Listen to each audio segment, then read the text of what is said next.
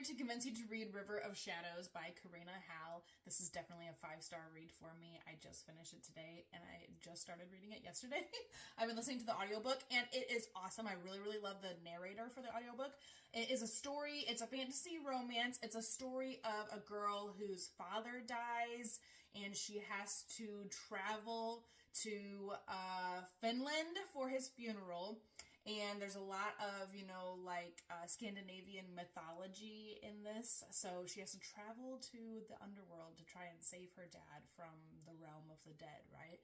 And she ends up bartering with the god of death and has to kind of trade herself for her dad and ends up having to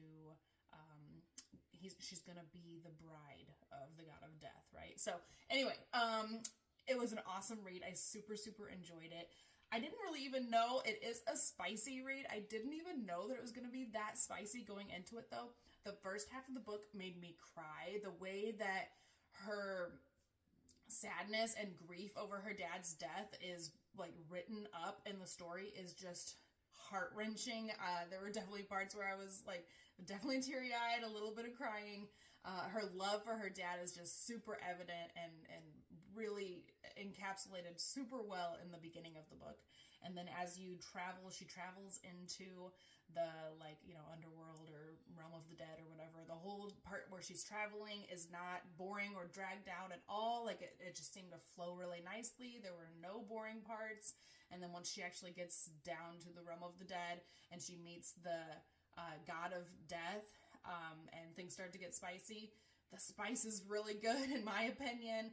I feel like it was a perfect mix of story and spice. Like I said, I went into it not even knowing that there was going to be that much spice, but there's definitely plenty of spice in the second half of the book. And like I said, the first half was so well written anyway. The whole thing is just so well written and it just felt really a really great balance. If you're looking for a romantic fantasy and you want to see the spice and you want to have a good story, I know it's hard to come by stuff like that, but I really, really would recommend this one. I think it was excellent. Definitely a 5-star read. I would absolutely recommend it.